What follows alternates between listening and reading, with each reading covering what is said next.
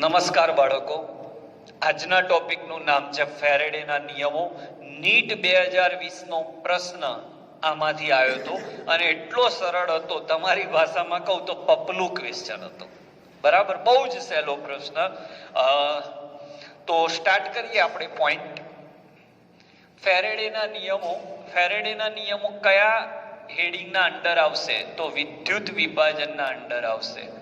વિદ્યુત વિભાજન માટેની અમુક શરતો હંમેશા યાદ રાખો.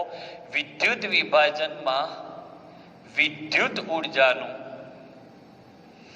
રાસાયણિક ઉર્જામાં રૂપાંતર થતું હોય છે બાળકો. આ પ્રક્રિયા આપમેળે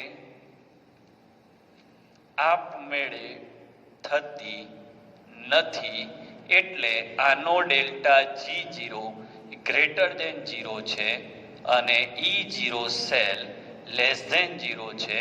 આમાં બેટરી તમારે આપવાની હોય છે, પોઝિટિવ અને નેગેટિવ. પોઝિટિવ છેડો જેની સાથે જોડાય તે એનોડ, નેગેટિવ જેની સાથે જોડાય તે કેથોડ. એનોડ અને કેથોડ ઉપર કઈ નિપજો મળે એના પર આપણે પછીના લેક્ચરમાં ચર્ચા કરીશું, પણ આજના લેક્ચરમાં ફેરેડેના નિયમોને ડિટેલમાં સમજાવું. પ્રથમ નિયમ છે ફેરેડેનો પહેલો નિયમ છે કે જેટલું તમે વધારે વિદ્યુતનો જથ્થો આપશો એટલો તમારે વિદ્યુત ધ્રુવ ઉપર વધારે નિપજનો જથ્થો મળશે. એટલે નિપજનો જથ્થો ચલે છે વિદ્યુતનો જથ્થો, W ચલે છે Q. પ્રથમ નિયમ. અને બીજો નિયમ એવો છે, બહુ મસ્ત વાક્ય હું તમને કહેવાનું છું, જલસા પડી જશે.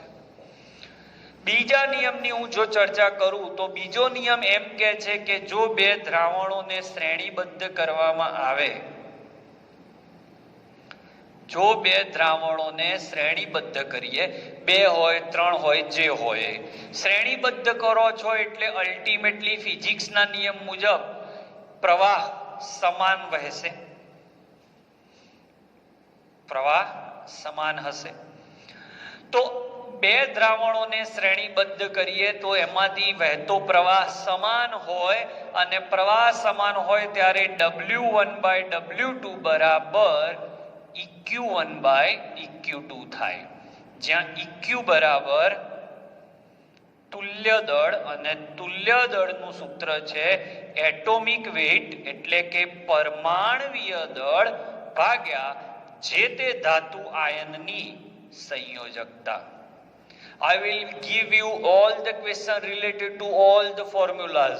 હું દરેક લેક્ચરમાં કહું છું થિયરી ડિટેલમાં ભણવી જોઈએ, એના પછી એના સૂત્રો ડિટેલમાં, અને પછી એના MCQ. તો 2 સૂત્રો યાદ રાખીશું આપણે. શ્રેણીબદ્ધ શબ્દ આવે તો આ સૂત્ર આવશે, ખાલી આના માટે આવશે. બીજા કેટલાક સૂત્રો શોર્ટકટ. W બરાબર MIT અથવા એટોમિક વેઇટ, MIT રાખીએ એટલે સરળ લાગશે તમને. MIT upon N ગુણ્યા 96500 ગુણ્યા આ ખાસ વાત કોષ ક્ષમતા. W બરાબર MIT upon N ગુણ્યા 96500, જ્યાં N એટલે જે તે ધાતુ આયનની સંયોજકતા અથવા પ્રક્રિયામાં ભાગ લેતા ઇલેક્ટ્રોનની સંખ્યા, M એટલે પરમાણવીય દળ, W એટલે પ્રાપ્ત થતું દળ વજન ગ્રામમાં, કોષ ક્ષમતા I એમ્પિયર એકમમાં લઈશું, T સેકન્ડ એકમમાં લઈશું, અને કોષ ક્ષમતા બરાબર પ્રાયોગિક મૂલ્ય, નિપજનું પ્રાયોગિક મૂલ્ય ભાગ્યા નિપજનું સૈદ્ધાંતિક મૂલ્ય.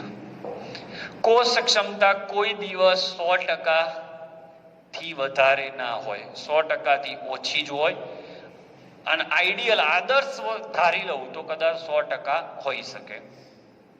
સાહેબ, કોષ ક્ષમતા ગણવાનું બીજું કોઈ સૂત્ર છે બજારમાં? હા, કોષ ક્ષમતા બરાબર delta G upon delta H ગુણ્યા 100.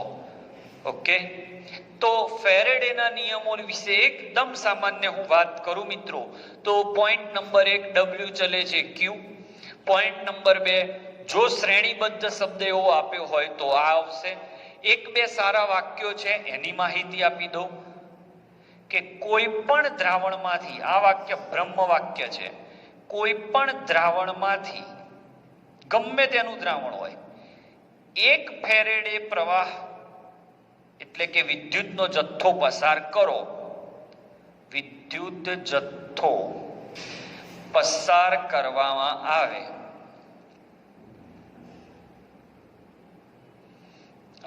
તો કોઈ પણ દ્રાવણમાંથી 1 ફેરેડે વિદ્યુતનો જથ્થો પસાર કરવામાં આવે તો 1 ગ્રામ તુલ્યાંક પદાર્થ મળે, એટલે તુલ્ય દળ જેટલું વજન મળે. કેટલું વજન? તુલ્ય દળ જેટલું વજન મળે. ઓકે, પણ મોલની સંખ્યા જુદી જુદી હોઈ શકે છે, પણ મોલની સંખ્યા જુદી જુદી હોઈ શકે છે. ઓકે, તો ક્લિયર? તો ફેરેડેમાં મગજમાં રાખવાના બહુ જ જોરદાર કોન્સેપ્ટો તમારી સામે મૂક્યા છે. સ્ક્રીનશોટ લઈ લો. હવે આપણે એમસીક્યુ એના સ્ટાર્ટ કરીએ.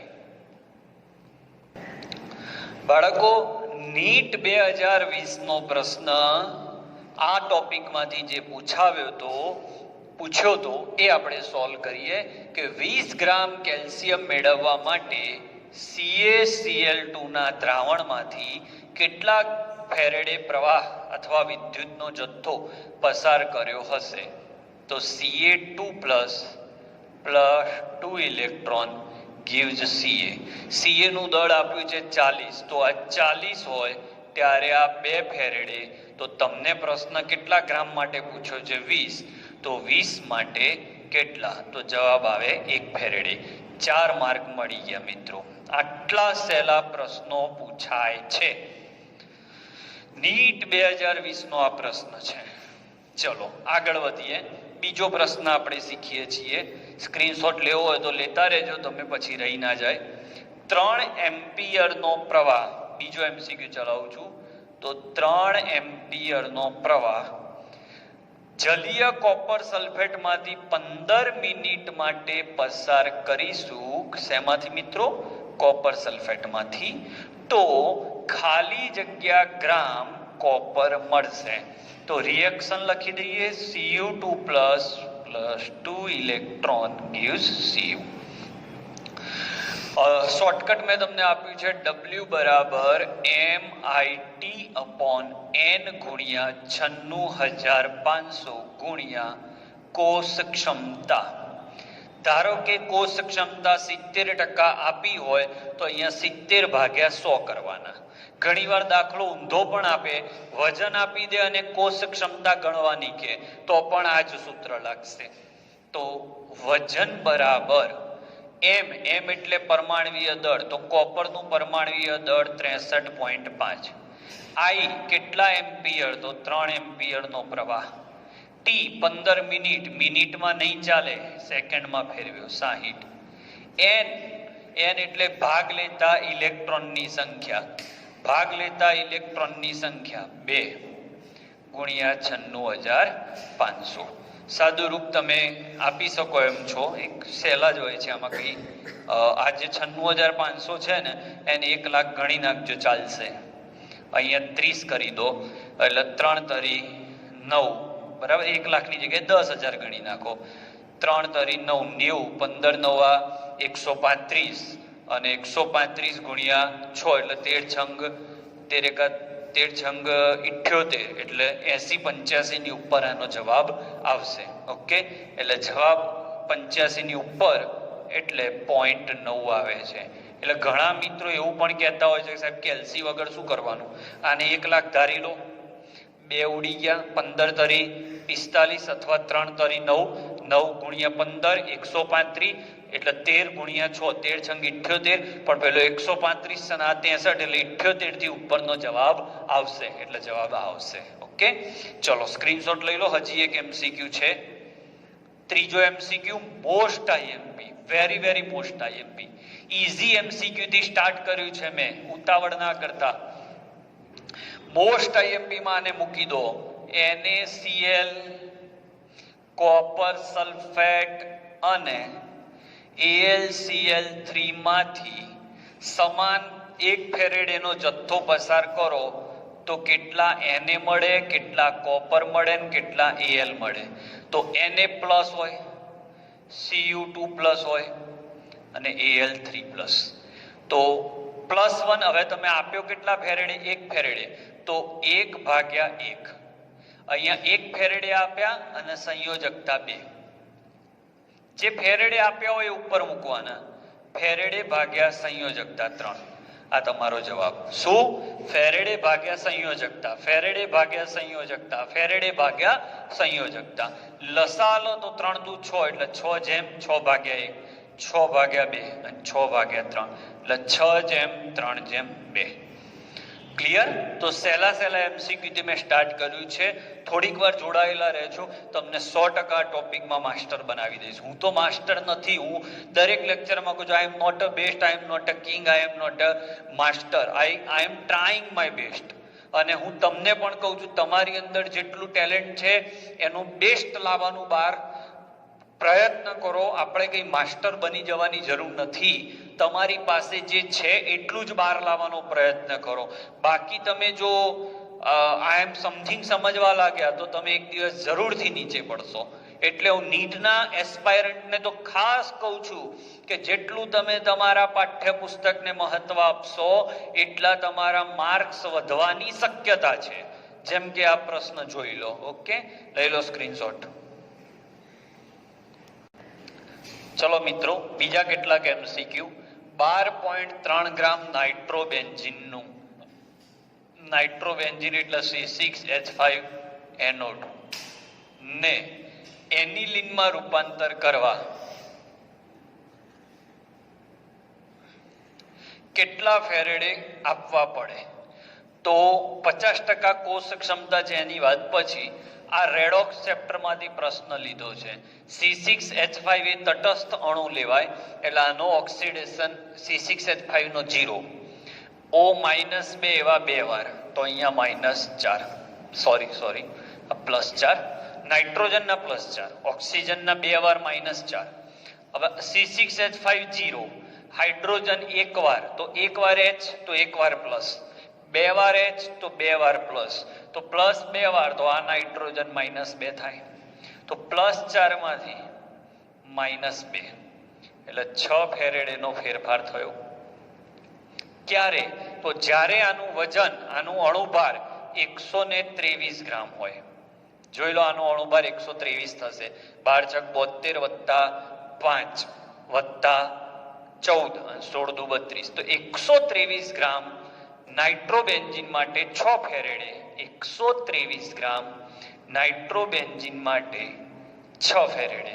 એવા તમને કેટલા આપ્યા? 12.3 ગ્રામ માટે કેટલા? તો જવાબ આવશે 0.6 ફેરેડે. ઉભા રહો, હજી જવાબ નથી આવ્યો. હવે તમને કહ્યું કોષ ક્ષમતા 50% છે. કોષ ક્ષમતા 50% નો મતલબ એ થયો કે તમારે 0.6 ની જરૂર છે. જરૂર 0.6 ની છે તો તમારે આપવા પડશે 1.2, કારણ કે કોષ ક્ષમતા 50% છે. એટલે 50% કોષ ક્ષમતા એ 0.6 ફેરેડે જોઈએ. તો 100% કોષ ક્ષમતા હોય તો શું? ઓકે, એટલે 0.6 × 100/50 એટલે 1.2 ફેરેડે. સમજાય છે? 1.2 ફેરેડે આપીશ ત્યારે મારે 0.6 ફેરેડેનું કામ થશે, કારણ કે 50% તો વ્યય થાય છે. બહુ જોરદાર છેલ્લો પોઈન્ટ. મોટા ભાગે બાળક આ 0.6 ફેરેડે લખીને આવશે, પણ સાચો જવાબ 1.2 ફેરેડે છે. કારણ ક્લિયર? ખબર પડી? હવે જો 70% હોત તો અહીંયા લખા 70% એ 0.6 ફેરેડે, કોષ ક્ષમતા 70% છે. ઓકે, તો 100% છે એવું સમજીએ તો કેટલા ફેરેડે આપવા પડશે? તો એ રીતે તમારે આ ગણતરી કરવી પડશે. ઓકે, પ્રશ્ન નંબર 2 સ્ક્રીનશોટ લેતા રહેજો. સોરી, પહેલો પ્રશ્ન હજી તો પત્યો. O7 માંથી Cr2O3 બનાવવા માટે Cr2O3 બનાવવા માટે તુલ્ય દળ ગણો તો તુલ્ય દળનું સૂત્ર છે તુલ્ય દળ બરાબર આણ્વીય દળ ભાગ્યા એક અણુ દીઠ ભાગ લેતા ઇલેક્ટ્રોનની સંખ્યા. ઓકે, તો આમાં ક્રોમિયમનો ઓક્સિડેશન આ ગણો, અહીંયા 2 ક્રોમિયમ છે ને અહીંયા 2 ક્રોમિયમ, એટલે 2 ક્રોમિયમનો ભેગો ગણવો પડશે. તો 7 દુ 14 માંથી 2 ગયા એટલે 12 આયા. અહીંયા 3 દુ 6 ગયા એટલે 6 આયા. તો 12 માંથી 6 કેટલા ફેરેડે? 6. તો જવાબ આવ્યો m/6 તુલ્ય દળ, m/6. ક્લિયર? ચલો ત્રીજો પ્રશ્ન.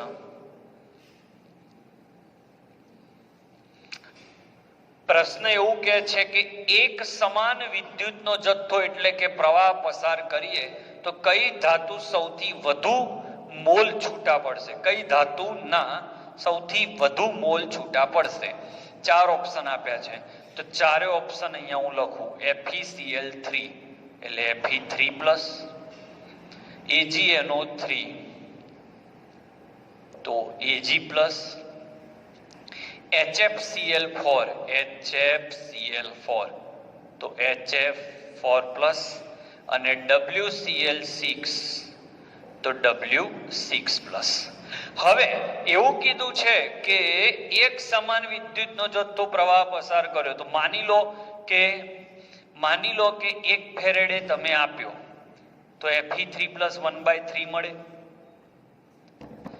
આને 1 ફેરેડે આપ્યો તો આ 1/1 મળે, ફેરેડે ભાગ્યા સંયોજકતા. આને 1 ફેરેડે આપો તો આ 1/4 મળે, અને આને 1 ફેરેડે આપો તો 1/6 મળે. એટલે સૌથી વધારે શેમાંથી છૂટું પડશે? તો આમાંથી. હવે મોલ પૂછ્યા છે, વજન પૂછ્યા હોત ને તો મોલ ભાગ્યા મોલ ગુણ્યા પરમાણ્વીય દળ કરે તો તમને વજન પણ મળી જાય, પણ વજનમાં સેમ આવો જવાબ ના આવે કદાચ, કારણ કે પરમાણ્વીય દળ જેનું વધારે એને તમે પાછા મોલ વડે ગુણો પછી તમને સાચો જવાબ મળતો હોય છે. ઓકે, ચલો સ્ક્રીનશોટ લઈ લો. ચલો બાળકો, આજે ઊંધેથી સ્ટાર્ટ કરીએ. 5 ગ્રામ એલ્યુમિનિયમ મેળવવા 10 રૂપિયાનો ખર્ચો થયો, તો 20 ગ્રામ મેગ્નેશિયમ મેળવવા કેટલા રૂપિયાનો ખર્ચો થશે? ઓકે, તો એલ્યુમિનિયમની રિએક્શન લખવી પડે તો Al3+ જ હોય. જો આમાં વિડીયો જોતા હશે ને એમાં જો કોઈ વધારે પડતું ચાલાક હશે તો એમ કહેશે કે સાહેબ તમે Al3+ જ કેમ લીધા? તો એનો હું જવાબ આપી દઉં. એલ્યુમિનિયમની ઓક્સિડેશન અવસ્થા માત્ર ને માત્ર +3 જ હોય. Fe હોય ને તો એવું ના કહી શકું. Fe હોત ને તો મારે અહીંયા કહેવું પડત કે FeCl2 છે કે FeCl3 છે. એટલે બહુ ભૂલચૂક કાઢવા કરતા ભણવામાં ધ્યાન આપો. Al3+ 3 ઇલેક્ટ્રોન લે તો Al મળે, એટલે 3 ફેરેડે વીજળી ખર્ચાય ત્યારે 27 ગ્રામ એલ્યુમિનિયમ મળે. મસ્ત જવાબ આવશે, જોજો. 3 ફેરેડે મારા ઘરનું મીટર ફેરવે તો 27 ગ્રામ એલ્યુમિનિયમ મળે. મારે તો 5 ગ્રામ છે, તો 5 ગ્રામ માટે કેટલા ફેરેડે? તો 5 27 ગ્રામ માટે 3 તો 5 કેટલા? તો 5 ગુણ્યા 3 ભાગ્યા 27 ફેરેડે. અને આટલા ફેરેડે માટે ખર્ચો કેટલો થયો? તો આટલા ફેરેડે માટે કેટલો ખર્ચો થશે? કેટલા રૂપિયા આપ્યો છે? 10 રૂપિયા. તો 10 રૂપિયા ખર્ચો પકડી રાખો. હવે મેગ્નેશિયમની ચર્ચા કરો. તો મેગ્નેશિયમ 2+ એ 2 ઇલેક્ટ્રોન મેળવી મેગ્નેશિયમ બનાવે, એટલે 24 ગ્રામ મેગ્નેશિયમ લેવો હોય તો 2 ફેરેડે જોઈએ. મારે કેટલા ગ્રામ લેવો છે? 20 ગ્રામ. તો 20 ગ્રામ માટે કેટલા ફેરેડે? તો 20 ગુણ્યા 2 ભાગ્યા 24 ફેરેડે. હવે કહી દેવાનું કે આટલા ફેરેડે માટે મેં 10 રૂપિયા ખર્ચ્યા, તો આટલા ફેરેડે માટે મેં કેટલા રૂપિયા ખર્ચ્યા? ઓકે, તો જવાબ આવશે 20 ગુણ્યા 2 ભાગ્યા 24 ગુણ્યા આટલા ફેરેડે 10/5 ગુણ્યા 3 ભાગ્યા 27. સાદું રૂપ તમે આપી શકશો એટલું સહેલું છે. જોરદાર પ્રશ્ન છે. મેં વજન નથી માંગ્યું, મેં રૂપિયા માંગ્યા છે. ખર્ચો કેટલો થશે? તો મેં ખર્ચો શેના પર કર્યો? વીજળી ઉપર કર્યો. તો વીજળી નોંધી મેં કે આટલા ગ્રામ માટે મારું મીટર 3 ફેરેડે ફરી જાય છે, તો 5 ગ્રામ માટે કેટલા ફેરેડે? અને એટલું ફરે ત્યારે જીઈબી વાળા મારા ઘેર 10 રૂપિયા લેવા આવી જાય છે. તો આટલું ફરી જશે તો જીઈબી વાળા કેટલા રૂપિયા લઈ જશે? That is my question. લઈ લો સ્ક્રીનશોટ.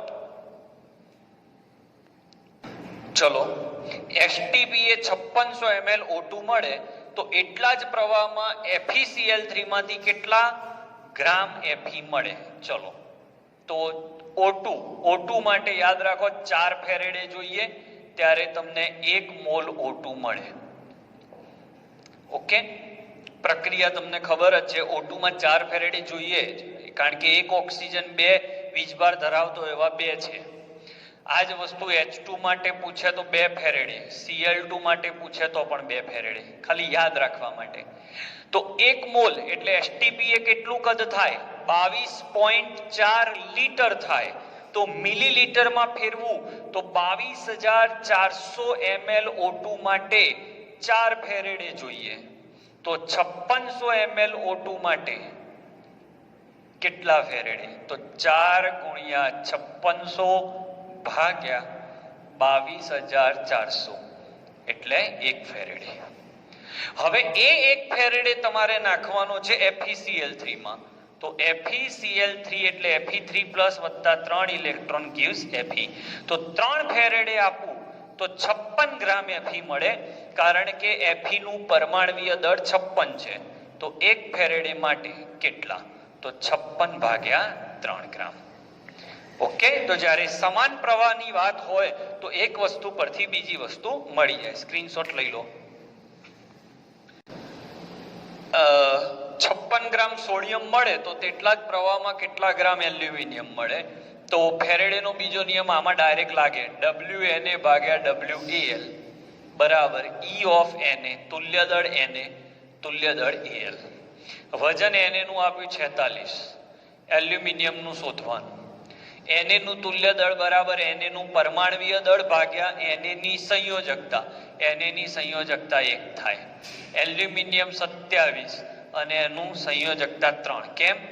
Na પ્લસ હોય, Al 3+ હોય. એમ થાય સાહેબાની આગળના દાખલામાં આવું કેમ ના કર્યું? કારણ કે એની અંદર આ કરવા જાવ તો એમાં કદ આપ્યું હતું, એટલે કદથી અળવિતરું થાય એટલા માટે. તો સાદુરૂપ આપી દો તો 23 દુ 46, WAL બરાબર 46 ગુણ્યા 27 ભાગ્યા 3 છેદમાં 23. 23 દુ 46 અને આ 9 દુ 18 ગ્રામ એલ્યુમિનિયમ મળે. લઈ લો સ્ક્રીનશોટ. બહુ મસ્ત પ્રશ્ન, જૂની સ્વ અધ્યયન પોથીનો પ્રશ્ન છે બાળકો. કોઈને એમ થતું આ બધા પ્રશ્નો ક્યાંથી લાવે છે, તો મેં તમને પેમ્પલેટ આપેલું છે, એમાં આ બધા પ્રશ્નો છે જ. જે નથી ચલાવતો એ તમારા માટે છે. ક્રોમિયમ પ્લેટિંગ કરવા માટે ઋણ ધ્રુવ તરીકે 220 ગ્રામ લોખંડની પટ્ટી લીધી. 220 ગ્રામ લોખંડની પટ્ટી લીધી. ક્રોમિયમ CrCl3 ના દ્રાવણમાં એને ડૂબાડી છે. હવે તેમાંથી 10 એમ્પિયરનો પ્રવાહ એટલે I બરાબર 10 એમ્પિયરનો પ્રવાહ 1221 સેકન્ડ સુધી પસાર કરો તો પ્લેટનું વજન વધીને આ પ્લેટનું વજન વધી જાય છે અને 221.84 ગ્રામ થાય છે. ઓકે, તો વિદ્યુત વિભાજન કોષ ક્ષમતા ગણો તો સૂત્ર આવશે W બરાબર MIT/N ગુણ્યા 96500 ગુણ્યા કોષ ક્ષમતા. હવે શીખવા જેવો પોઈન્ટ આવ્યો મિત્રો કે 220 ગ્રામની લોખંડની પટ્ટી હતી, એમાં 10 એમ્પિયરનો પ્રવાહ એક્ઝેક્ટ જોઈ લેવા દો કેટલા, 10 એમ્પિયરનો પ્રવાહ 1221 સેકન્ડ માટે પસાર કર્યો તો એ પટ્ટીનું વજન વધી ગયું અને આટલું થયું. તો આ વજન કોનું? તો ક્રોમિયમનું, કારણ કે દ્રાવણમાંથી ક્રોમિયમ પટ્ટી પર ગયો. તો પહેલા પટ્ટી 220 ગ્રામની હતી અને હવે આટલી થઈ, તો 221.84 માઇનસ 220 એટલે 1.84 ગ્રામ ક્રોમિયમ હશે. તો અહીંયા આપણે 1.84 ગ્રામ લઈએ.